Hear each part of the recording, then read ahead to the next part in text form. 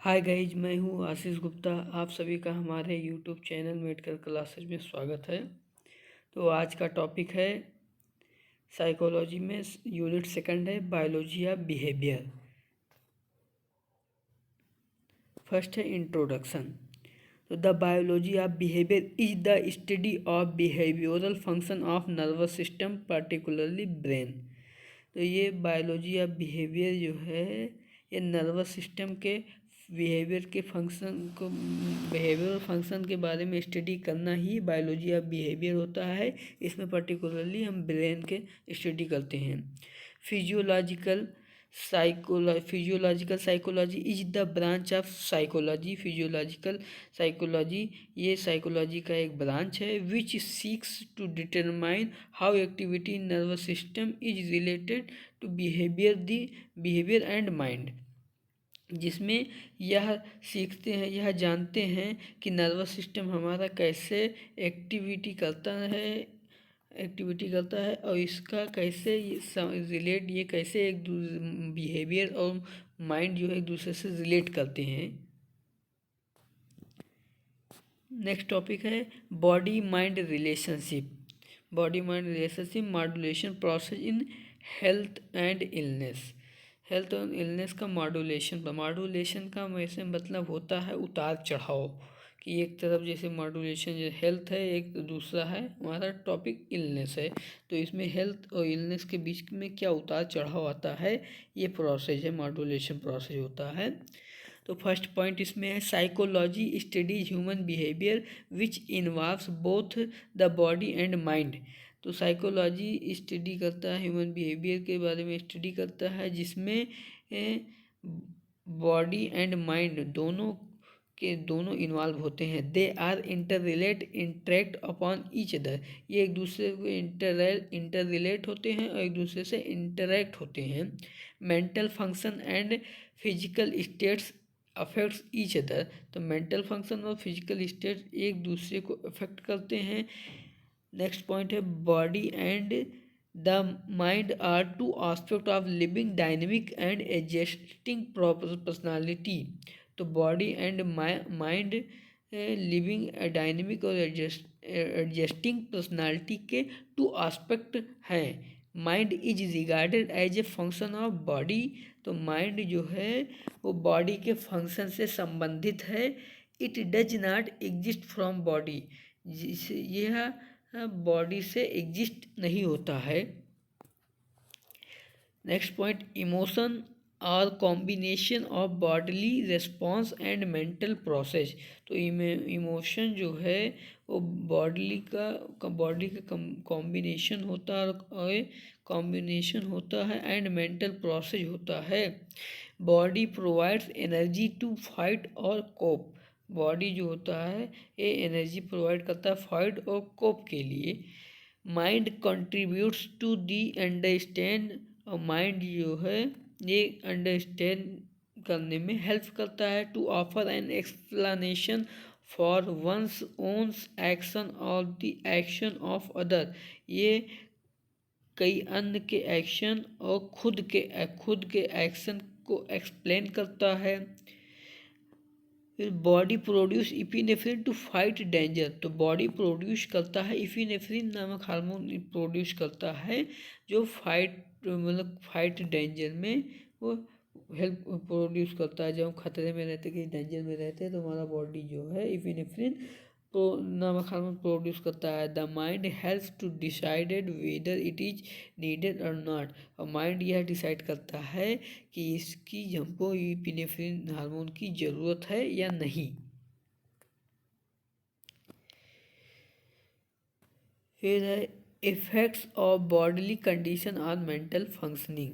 तो bodily condition का हमारे मेंटल फंक्शनिंग में क्या इफ़ेक्ट होता है, इसमें ये है।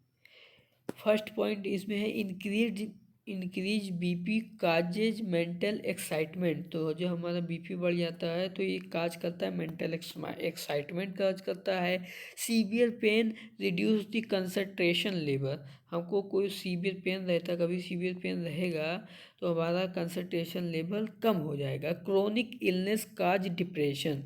हमको क्रोनिक इलनेस है, मतलब कई सालों से या कई महीनों से हमको बीमारी है, तो वो काज क्या करेगा, हमको डिप्रेशन काज करेगा। Malfunctioning of the endocrine gland में exert influence on one's personality resulting in lethargy, nervous tension etcetera. Malfunctioning का मतलब होता है एबनॉर्मल, एबनॉर्मल होता है, एबनॉर्मल फंक्शन होता है। तो abnormal function of endocrine gland, जब एंडोक्राइन ग्लैंड का एबनॉर्मल फंक्शन होता है तो ये किसी भी व्यक्ति के पर्सनालिटी को, उसके रिजल्ट को इफ़ेक्ट करता है। इन रिजल्ट के तौर पे क्या होता है, इन लेदार्जी, लेदार्जी का मतलब होता है लेजी, मतलब सुस्ती आ जाता है, नर्वस टेंशन हो जाता है। नेक्स्ट पॉइंट है physical fatigues affects our moods and reduce our motivation, interest and concentration. तो फिजिकल फैटिक्स जो होता है, फैटिक का मतलब होता है टायर्डनेस, मतलब थकावट। तो फिजिकल फैटिक जो होता है हमारे मूड को इफेक्ट करता है और हमारे मोटिवेशन को रिड्यूस करता है, कम करता है, इंटरेस्ट एंड कंसंट्रेशन को भी रिड्यूस करता है। Brain injury affects many psychological function. तो हम ब्रेन इंजरी जो है हम कई साइकोलॉजिकल फंक्शन को इफेक्ट करता है। सेकंड पॉइंट है effects on mental condition on bodily functioning. तो मेंटल कंडीशन हमारे बॉडीली फंक्शन पे क्या इफेक्ट है, ये unpleasant emotion like fear, anger, worry cause irritability, insomnia and headache etcetera. तो अनप्लीजेंट इमोशन जैसे कि फियर, एंगर एंड वरी, ये काज करता है इरिटेबिलिटी, इरिटेबिलिटी काज करता है, इंसोम्निया मतलब लैक ऑफ स्लीपनेस काज करता है, और हेडेक काज करता है। Emotional conflict are responsible for peptic ulcer, ulcerative colitis etcetera. तो इमोशन जो है, इमोशन कॉन्फ्लिक्ट जो है ये peptic ulcer, ulcerative colitis cause करता है, इसके लिए जिम्मेदार होता है। Deep thinking and concentration can cause physical strain. तो डीप थिंकिंग और कंसंट्रेशन जो है ये फिजिकल स्ट्रेन को, फिजिकली स्ट्रेन को, थकावट को काज करता है। नेक्स्ट टॉपिक है genetic and behaviour. Genetic and behaviour में हम हेरिडिटी एंड इन्वायरमेंट के बारे में स्टडी करते हैं। तो फर्स्ट है हेरिडिटी। हेरिडिटी का मतलब होता है अनुवांशिकता, इसको हिंदी में ही अनुवांशिकता बोलते हैं, अनुवांशिकी भी बोलते हैं। Heredity is consider as the sum total of inborn individual traits. तो हेरिडिटी जो है हम कंसिडर करते हैं, इसमें कंसिडर करते हैं total number of some total of inborn individual traits. Traits का मतलब होता है कैरेक्टर, से किसी भी इंडिविजुअल के कैरेक्टर जो जन्म से उसको मिलते हैं वो हेरिडिटी होता है। Biological it has been defined as the sum total of traits potentially present in fertilised ovum. तो फर्टिलाइजेशन ओवम के बाद में जो भी कैरेक्टरिस्टिक्स न्यूबॉर्न बेबी में पाया जाता है वही होता है हेरिडिटी कैरेक्टरिस्टिक्स होता है। Individual quality of organism and their basic properties are transmitted by means of heredity. तो इंडिविजुअल क्वालिटी मतलब किसी भी ऑर्गेनिज्म और उनके बेसिक प्रॉपर्टी को ट्रांसमिट किया जाता है हेरिडिटी के द्वारा, आनुवंशिकता के द्वारा। इसके मैकेनिज्म होते हैं। तो मैकेनिज्म ऑफ हेरिडिटी, हेरिडिटी के मैकेनिज्म। तो the life cycle of an individual begins with the fusion of A sperm and ovum. तो एक इंडिविजुअल या किसी भी इंडिविजुअल की लाइफ साइकिल शुरू होती है स्पर्म और ओवम के फ्यूजन के साथ। The origin of every human life can be traced to a single cell called zygote. तो कि प्रत्येक ह्यूमन लाइफ ओरिजिन करता है एक सिंगल सेल जिसे जाइगोट बोलते हैं, वही हमारा स्पर्म होता है और ओवम ये सब फ्यूज करके जाइगोट का फॉर्मेशन करते हैं। The gene which are carriers of distinctive traits are present both in sperm and the ovum. तो जीन्स जो कि कैरियर डिस्टिंक्टिव ट्रेट्स का कैरियर होता है ये प्रेजेंट होता है बोथ स्पर्म एंड ओवम दोनों में। In the fertilized ovum, there are 23 pairs of chromosome. which are given by the father and the half which are given by the mother। तो ovum के fertilisation में 23 pair chromosome होते हैं। Half जो है father से मिलता है और हाफ मदर से मिलता है। While the female have 23 pairs of X chromosome, जबकि फीमेल जो है 23 पेयर्स ऑफ क्रोमोसोम रखते हैं, वो एक्स क्रोमोसोम होता है। Males have 22 pairs of X chromosome represent by X and Y. तो मेल्स जो होते हैं 22 पेयर्स एक्स क्रोमोसोम रखते हैं और represented by X and Y से रिप्रेजेंट करते हैं। The X and Y are called sex chromosomes. तो each chromosome are made up of many genes. प्रत्येक क्रोमोसोम जो होते हैं वो कई जीन से मिलकर बने होते हैं। Man has probably not less than 2000 and more than 50,000 gene से इन क्रोमोसोम। तो मैन जो है प्रोबेबली का मतलब होता है शायद, मतलब प्रोबेबली शायद कम, नॉट लेस देन मतलब कम से कम 2000 से लेके और 2000 से लेकर और ज़्यादा से ज़्यादा 50,000 तक जीन्स 50,000 जीन्स क्रोमोसोम में रखते हैं। Each genes is the determiner of a specific characteristics such as straight nose और ए डीप लोब्ड ईयर। तो प्रत्येक जीन जो है एक स्पेसिफिक कैरेक्टरिस्टिक्स को डिटरमाइन करते हैं, जैसे कि स्ट्रेट नोज और डीप लोब्ड ईयर।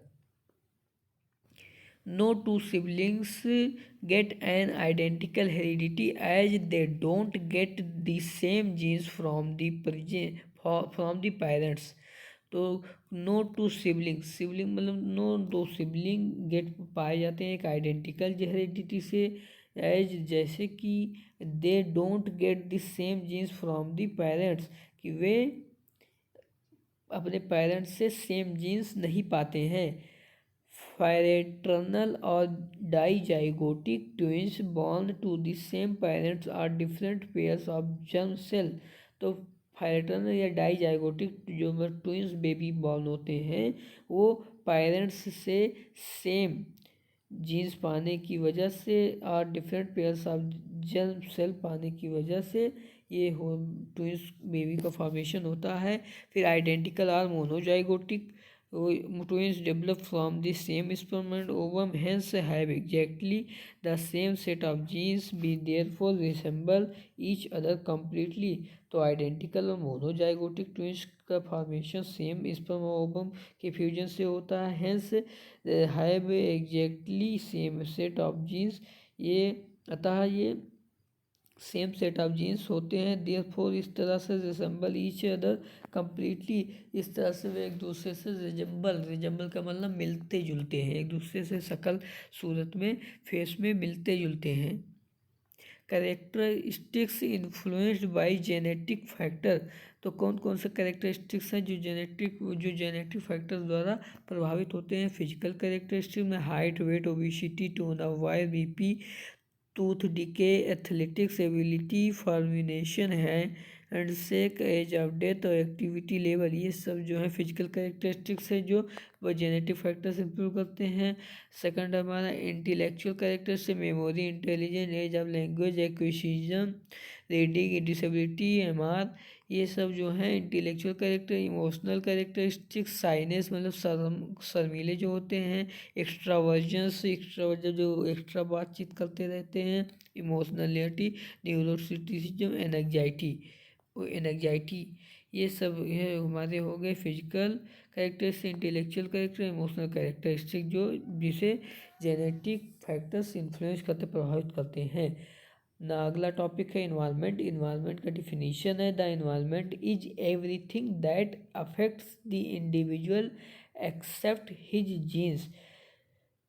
तो इन्वायरमेंट जो है वो सभी चीज़ों को इफ़ेक्ट करता है, सभी चीज़ों को इफ़ेक्ट करता है किसी भी इंडिविजुअल को एक्सेप्ट हिज जीन्स, सिर्फ उसके जीन को इफेक्ट नहीं करता है। Environment covers all the outside factor that have acted on the individual since he began life. तो इन्वायरमेंट जो है वो आउटसाइड के सभी फैक्टर्स को कवर करता है और किसी भी इंडिविजुअल पर वर्क करता है, एक्ट करता है सिंस दी बिगेन लाइफ, जैसे ही लाइफ स्टार्ट होती है। टाइप्स ऑफ इन्वायरमेंट में 3 टाइप्स के इन्वायरमेंट हैं। इंटरसेलुलर इन्वायरमेंट, फिर इंट्रायूट्राइन इन्वायरमेंट और एक्सटर्नल इन्वायरमेंट। ये 3 टाइप के होते हैं। पर इंट्रासेलुलर इन्वायरमेंट जो होता है it relates to embryonic development, the cytoplasm is intercellular environment. तो ये एम्ब्रियोनिक डेवलपमेंट से रिलेट करता है, संबंधित होता है। और ये इंट्रासेलुलर इन्वायरमेट होता है साइटोप्लाज्म में, because the genes surrounded by it are the influenced by and in turn influence its characteristics. तो बिकॉज क्योंकि जीन्स सराउंडेड होता है इसके, it are influenced by and in, यही सराउंडेड होता है जिसके द्वारा, और यह इसके द्वारा प्रभावित होता है। एंड यह टर्न होता है इसके कैरेक्टरिस्टिक्स में। Endocrine glands and hormones also produce intracellular influence. तो एंडोक्राइन ग्लैंड्स और हार्मोन्स प्रोड्यूस होते हैं, इंट्रासेलुलर को इन्फ्लुएंस करते हैं, प्रभावित करते हैं। सेकंड है इंट्रायूट्राइन इन्वायरमेंट। तो it shelters the baby during prenatal life. तो शेल्टर्स का मतलब होता है शरण देना या आश्रय देना या प्रोटेक्शन करना। तो ड्यूरिंग प्रीनेटल लाइफ मतलब प्रेगनेंसी टाइम पे, ड्यूरिंग द प्रेगनेंसी टाइम पे यूट्राइन जो होता है, माँ का गर्भाशय जो होता है, वो बेबी को प्रोटेक्शन करता है, शरण देता है। In the womb the growing organism is surrounded by the amniotic fluid and attach to the mother by the umbilical cord. तो उम्ब माँ के गर्भाशय में ऑर्गेनिज्म का ग्रोइंग होता है, जो सराउंडिंग होता है एमनियोटिक फ्लूइड और अटैच होता है मदर के अम्बिलिकल कॉर्ड के द्वारा। The physiological and psychological states of the mother during pregnancy, her habits and interest etcetera. तो physiological and psychological state, mother के साइकोलॉजिकल स्टेट्स प्रेगनेंसी के दौरान, उसके हैबिट्स और interest etcetera all influence the development of child. ये child के development को सभी इफ़ेक्ट करते हैं। ये सभी सारी चीज़ें जो हैं चाइल्ड के डेवलपमेंट पर इफ़ेक्ट करते हैं, प्रभावित करते हैं। थर्ड है एक्सटर्नल इन्वायरमेंट। तो एक्सटर्नल इन्वायरमेंट 3 टाइप के होते हैं, physical environment, biological environment, psycho social environment. तो फर्स्ट है फिजिकल इन्वायरमेंट। फिजिकल इन्वायरमेंट में non living things like air, water, housing, soil, climate, heat, light, radiation, noise etcetera. तो non living things इसमें आते हैं फिजिकल इन्वायरमेंट में, air, water, housings, मिट्टी, ये क्लाइमेट, हीट, लाइट, रेडिएशन और नॉइज, ये सब आते हैं फिजिकल इन्वायरमेंट में। These effect the body and mind of the growing child. ये बेबी के, चाइल्ड के बॉडी और माइंड के ग्रोथ को इफेक्ट करता है। सेकंड है बायोलॉजिकल इन्वायरमेंट। तो it refers to the living component of man's external environment. तो यह जो है मैंस के एक्सटर्नल लिविंग कंपोनेंट को बताता है। It consist of plants, animal, insect, bacteria, virus. ये इसमें प्लांट, एनिमल, इंसेक्ट और बैक्टीरिया एंड वायरस आते हैं। The child should be kept away from the disease carrying germs, bacteria and virus. तो child को दूर रखना चाहिए डिजीज से बचाने के लिए, जर्म, बैक्टीरिया, वायरस के संपर्क से। Psychological environment. थर्ड है साइकोलॉजिकल इन्वायरमेंट। तो it includes cultural values, customs, habits, beliefs, attitudes, morals, religion, education, occupation, social and political organisation etcetera. तो ये सभी जो हैं साइकोलॉजिकल इन्वायरमेंट में आते हैं। Parents, member of the family, friends, classmate, neighbours, teachers, mass of communication, recreation are also included in. ये सभी भी एक साइकोलॉजिकल इन्वायरमेंट में आते हैं। फिर न्यूरल इम्पल्सेज, न्यूरल इम्पल्सेज की न्यूरल इम्पल्सेज मतलब नर्व इम्पल्सेज। तो neurons are the receivers and transmit of the message. तो न्यूरॉन्स जो है मैसेज को रिसीव करते हैं और ट्रांसमिट करते ट्रांसफ़र भी करते हैं। These messages are always in the form of electrochemical impulses. तो ये मैसेज हमेशा फॉर्म होते हैं इलेक्ट्रोकेमिकल इम्पल्सेज के द्वारा ही। पोलराइजेशन, पोलराइजेशन का मतलब होता है रेस्टिंग पीरियड ऑफ न्यूरॉन। जब हमारा न्यूरॉन रेस्टिंग पीरियड में होता है तो पोलराइजेशन फॉर्म में होता है। Depolarisation, action potential of neurons. जब हमारा न्यूरॉन्स वर्क करता है एक्शन फॉर्म में होता है तो डीपोलराइजेशन होता है। The impulses are carried along the neuron axon. तो इम्पल्सेज कैरी किया जाता है न्यूरॉन्स और एक्सॉन्स के द्वारा, न्यूरॉन्स एक्सॉन्स के द्वारा। There is a fluid filled space called synapse between the axon of neurons and receiving the dendrite of next neuron। तो axon of neuron और the receiving dendrites of next neuron, तो इन दोनों के बीच में एक fluid भरा होता है जिससे कहते हैं सिनेप्स। ये फ्लूइड भरा होता है उसी के बीच की स्पेस भी होता है, उसी कहते हैं इस सिनेप्स। और जो फ्लूइड भरा होता है उसे ट्रांसमीटर बोलते हैं, न्यूरो ट्रांसमीटर बोलते हैं। तो enlargement of axon ending transmitting neurons called boutons या कंटेन्स न्यूरो ट्रांसमीटर केमिकल्स। हाँ, इन दोनों के बीच का जो मतलब केमिकल होता है, जो स्पेस होता है, उसे उस स्पेस को सिनेप्स बोलते हैं। उसके और उस स्पेस में जो फ्लूइड केमिकल फ्लूइड भरा होता है उसे न्यूरो ट्रांसमीटर फ्लूइड कहते हैं, न्यूरो ट्रांसमीटर केमिकल कहते हैं। Which are stored in small vesicle, जिसे एक स्मॉल वेसिकल में स्टोर कर लिया जाता है।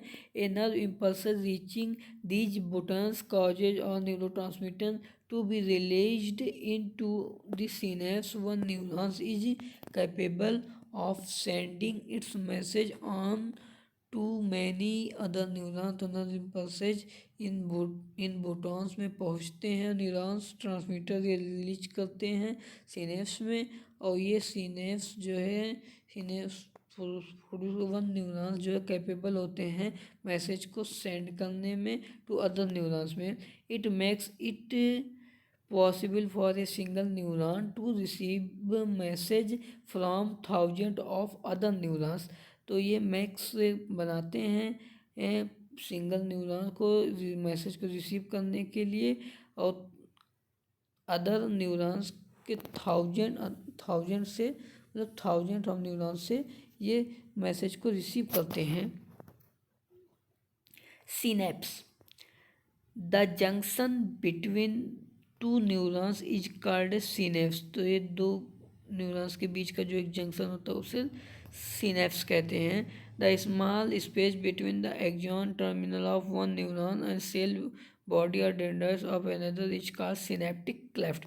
इन दोनों के बीच का जो स्पेस होता है उसे सिनेप्टिक क्लेफ्ट बोलते हैं, और इन दोनों के बीच का जो जंक्शन होता है उससे सिनेप्स बोलते हैं। Neurons conducting impulses toward the synapse और कॉल्ड प्री सिनेप्टिक न्यूरॉन्स। तो न्यूरॉन कंडक्ट करता है इम्पल्सेज को सिनेप्स की ओर और जिसे प्री सिनेप्टिक न्यूरॉन्स बोलते हैं। And those conducting impulses away are called post synaptic neurons. और ऐसे इम्पल्सेज जो इससे अवे करते इससे दूर जाते हैं वो पोस्ट सिनेप्टिक न्यूरॉन्स वो होते हैं। जो उसकी ओर जाते हैं उसे प्री सिनेप्टिक न्यूरॉन्स बोलते हैं, और जो उससे दूर जाते हैं उसे पोस्ट सिनेप्टिक न्यूरॉन्स बोलते हैं। When the synaptic transmission is complete, the chemical activation quickly inactivates the neurotransmitter। NTR जो है और न्यूरोट्रांसमीटर शॉर्ट फॉर्म में लिखा हुआ है। To prevent unwanted continuous impulses. तो व्हेन जब synaptic transmission complete chemical activation को जल्दी से कंप्लीट करता है quickly inactivates the neurotransmitter, neurotransmitter activate होता है और ये प्रिवेंट करता है अनवांटेड कंटिन्यूस इम्पल्सेज को, अनवांटेड कंटिन्यूस इम्पल्सेज को प्रिवेंट करता है न्यूरो ट्रांसमीटर केमिकल्स। तो it plays essential function in the role of human emotion and behaviour. These convey the information across synaptic cleft to neighbouring target cells. तो ये एक important cell function का role play करता है। Human emotion और behaviour के role में important function play करता है। ये कन्वे करता है इंफॉर्मेशन को सिनेप्टिक क्लस्टर से और नेबरिंग टारगेट सेल तक। They are stored in axon terminals of neurons, या न्यूरॉन्स के एक्सॉन टर्मिनल में स्टोर होते हैं। When the electrical impulses reach this point the neurotransmitter are release from the vesicle. जब electric impulse इस point तक पहुंच जाते हैं तो न्यूरोट्रांसमीटर वेसिकल से रिलीज हो जाते हैं। न्यूरोट्रांसमीटर एंड उसके फंक्शन, तो एसिटिल कोलिन ये न्यूरोट्रांसमीटर है, केमिकल हैं, ये न्यूरोट्रांसमीटर ही हैं। तो इसका काम होता है ये मसल को रेगुलेट, मसल मूवमेंट को रेगुलेट करता है, कॉग्निटिव फंक्शन में हेल्प करता है। फिर glutamate helps in memory process में हेल्प करता है। गाबा ये मॉडरेट ईटिंग एग्रेशन स्लीपिंग में करता है। डोपामाइन ये regulate movement and coordination, emotion and voluntary decision making ability होता है। पांचवा है serotonin, regulate sleep, eating and mood and pain. पे endomorphin reduce pain and pleasurable feeling, इसके लिए रिस्पॉन्सिबल होता है। फिर नेक्स्ट टॉपिक है हमारा नर्वस सिस्टम। नर्वस सिस्टम को 2 पार्ट में डिवाइड किया गया है, पीएनएस और सीएनएस। तो पीएनएस जो होता है पेरिफेरल नर्वस सिस्टम होता है, सीएनएस जो होता है सेंट्रल नर्वस सिस्टम होता है। पीएनएस का वर्क होता है made up of long axon and dendrites, ये बने होते हैं लॉन्ग एक्सॉन एंड डेंड्राइट से मिलकर बने होते हैं। It contains all part of the nervous system other than brain and spinal cord, ये बने होते हैं all part of the nervous system से मिलकर बने होते हैं अदर देन ब्रेन और स्पाइनल कार्ड और ब्रेन के नर्वस सिस्टम को छोड़कर बाकी सारे नर्वस सिस्टम हमारे बॉडी के वो पीएनएस ही होते हैं। सीएनएस में आते हैं consist of brain and spinal cord. Spinal cord और ब्रेन के नर्वस सिस्टम जो होते हैं वो सीएनएस होते हैं। तो पीएनएस को 2 पार्ट में डिवाइड किया गया है, somatic and automatic division. Somatic मतलब वॉलंटरी होता है, मतलब सोमैटिक जो होता है वॉलंटरी होता है, और ऑटोमेटिक डिवीजन इनवॉलंटरी होता है। वॉलंटरी का मतलब होता है कि जिस पे हमारा कंट्रोल होता है, इनवॉलंटरी का जिस पे हमारा कंट्रोल नहीं होता है। तो ये सिंपैथेटिक डिवीजन और पैरासिम्पैथेटिक डिवीजन होते हैं, 2 पार्ट में डिवाइड होते हैं। Sympathetic division acts to prepare the body in stressful emergency situation, engaging resources to respond to a threat।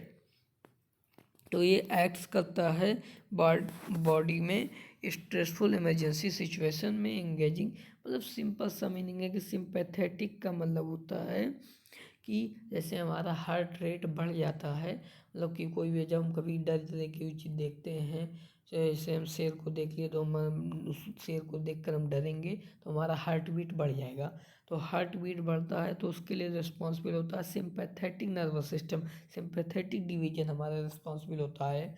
और फिर जब हमारा डर चला जाता है तो उसको नॉर्मल हार्ट रेट में लाने के लिए, जितना हमारा हार्ट रेट बढ़ गया था उसको नॉर्मल रेंज में लाने के लिए पैरासिम्पैथेटिक नर्वस सिस्टम एक इम्पॉर्टेंट रोल निभाता है उसके। फिर मेन डिवीजन ऑफ ब्रेन का डिवीजन जो है मेन 3 पार्ट में डिवाइड होता है। वो ब्रेन जो है वो 3 पार्ट में डिवाइड होते हैं, fore brain, mid brain, hind brain. तो फोर ब्रेन जो होता है उसमें thalamus, hypothalamus, limbic system, cerebellum होते हैं। मिड ब्रेन के कोई पार्ट नहीं होते हैं। और हिंड ब्रेन में मेडुला, पॉन्स एंड सेरिबेलम होते हैं। थैलेमस जो है has some control over NS, ये एनएस के ऊपर कंट्रोल, सब कुछ कंट्रोल लगता है। And also play a role in control of sleep, ये स्लीप और अलर्टनेस पे भी कंट्रोल करता है। Hypothalamus it exerts a influence on all kinds of emotion as well as motivational behaviour. तो ये एग्जर्ट करता है, इन्फ्लुएंस करता है ऑल सभी प्रकार के इमोशनल बिहेवियर पर, साथ ही मोटिवेशनल बिहेवियर में भी ये प्रभाव डालता है। लिम्बिक सिस्टम जो होता है, it often called emotional brain, ये इसे इमोशनल ब्रेन भी कहा जाता है। Function in emotional aspect of behaviour related to survival memory, smell, pleasure and pain, rage and aggression, affection, sexual desire etc. तो ये इसे इमोशनल ब्रेन भी कहा जाता है, क्योंकि ये इमोशनल आस्पेक्ट बिहेवियर के इमोशनल आस्पेक्ट पे वर्क करता है, जिससे रिलेटेड करता है सर्वाइवल मेमोरी, इसमें pleasure, pain, regular aggression, affection, sexual desire etcetera. Cerebrum जो होता है, it is divided into two hemisphere, right and left. तो इसमें सेरिबरम जो होता है वो टू हेमिस्फीयर में डिवाइड होता है, और राइट एंड लेफ्ट हेमिस्फीयर होते हैं। राइट एंड लेफ्ट हेमिस्फीयर, तो activities right hemisphere, left hemisphere. तो स्पेशलिटी जो होती है वो कॉपिंग of design, discrimination of safe, reading, music, holistic processing, understanding, metaphor, फिर एक्सप्रेशन, मोशन, ये सब जो है राइट हेमिस्फीयर के वर्क होते हैं। फिर लेफ्ट हेमिस्फीयर के लैंग्वेज स्किल और स्किल्ड मोमेंट, ये लैंग्वेज को अंडरस्टैंड करता है, इंटरप्रेट करता है, और मोमेंट में भी स्किल रहता है। इमोशन, नेगेटिव इमोशन, ये राइट हेमिस्फीयर में नेगेटिव इमोशन आते हैं, और पॉजिटिव इमोशन लेफ्ट हेमिस्फीयर में आते हैं। Neurotransmitter, high level of norepinephrine जो है वो राइट हेमिस्फीयर में होता है, और हाई लेवल ऑफ डोपामाइन ये लेफ्ट हेमिस्फीयर में होते हैं। ग्रे मैटर मोर होते हैं, इसमें ज़्यादा होते हैं, और मोर ग्रे मैटर होते हैं। मोर वाइट मैटर भी होते हैं उसमें, मतलब राइट में जो होते हैं वो मोर वाइट मैटर होते हैं, वो मोर ग्रे मैटर होते हैं। Shared sensation of both side of this faces, sound perceived by both ears, pain, hungers, cortical area. तो primary motor cortex, initial of voluntary movement, फिर primary somatosensory receive the tactile information, pain, pressure, position, movement and temperature. Motor association cortex, coordination of complex movement. Speech center, speech production and articulation. Auditory cortex, auditory perception and hearing. Auditory association area, complex processor of auditory information. Sensory association area, processing of multi sensorial information. Visual association area, primary visual perception. Brachianus area, comprehension of spoken language. Lobe होते हैं, occipital lobe, हमारे जो brain में lobe होते हैं वो 4 lobe होता है, occipital, parietal, temporal, frontal lobe होता है। ऑसिपिटल एरिया में विजुअल प्रोसेसिंग होता है, पैराइटल में होता है वो मोमेंट ओरिएंटेशन और कैलकुलेशन रिकॉग्नाइजेशन में वो हेल्प करता है। टेम्पोरल जो होता है साउंड एंड स्पीड प्रोसेसिंग के लिए वर्क करता है, तो रिस्पॉन्सिबल रहता है। फ्रंटल जो होता है थिंकिंग एंड कंसेप्चुअलाइजेशन प्लानिंग होता है। फिर left brain and right brain, जो लॉजिक एनालिसिस, लीनियर मैथमेटिक्स और language facts, think in words of the songs, computation, ये लेफ्ट ब्रेन का फंक्शन होता है। फिर राइट ब्रेन का function creativity, imagination, holistic thinking, फिर arts, rhythm, non verbal feelings, visualisation, tune of songs and daydreaming. फिर nature of behaviour of an organism, integrated response to sensory, integrated and motor. Millions of sensory receptor detects change called stimuli, it may inside or outside of the body. तो million sensory receptor जो होते हैं वो detect करते हैं, change करते हैं, उसे स्टिमुलाई कहते हैं। फिर सेंसरी इनपुट आता है, फिर कन्वर्ट इनटू इलेक्ट्रिकल सिग्नल, मतलब नर्व इम्पल्सेज में इसको कन्वर्ट कर देते हैं। फिर transfer to brain and create sensation, ये ब्रेन में ट्रांसलेट करते हैं कि सेंसेशन को में क्रिएट हो जाते हैं। प्रोड्यूस थॉट्स और टू ऐड मेमोरी, ये प्रोड्यूस थॉट को प्रोड्यूस करते हैं और मेमोरी में ऐड करते हैं। और डिसीजन इज कार्ड इंटीग्रेशन, और जो डिसीजन लिया जाता है वो इंटीग्रेशन होता है based on the sensory input, और सेंसरी इनपुट के बेस पे integration the nervous system response by sending signals to the muscles or to glands factors। फिर मोटर्स आउटपुट और मोटर फंक्शन, ये मोटर आउटपुट आता है, मोटर फंक्शन करता है। फिर cerebral cortex control the incoming sensory stimuli the outgoing motor response है। तो सेरिब्रल कॉर्टेक्स जो होता है वो आने वाले सेंसरी स्टिमुलाई को कंट्रोल करता है एंड आउटगोइंग मोटर रिस्पॉन्स को भी कंट्रोल करता है। There are millions of nerve fibres which connect the various neurons of the brains. तो यहाँ मिलियन नर्व फाइबर जो वेरियस ब्रेन के वेरियस न्यूरॉन्स को कनेक्ट करते हैं। The associate fibres are the foundation of the memory, language, reasoning and other mental process. तो association fibre जो हैं वो memory, language, reasoning and other mental process के फाउंडेशन होते हैं। Thank you. आज का ये बायोलॉजी ऑफ बिहेवियर मेरा टॉपिक ये समाप्त हो गया है, ख़त्म हो गया है। अब हम नेक्स्ट यूनिट में के बारे में नेक्स्ट वीडियो में डिस्कस करेंगे। Okay, thank you guys.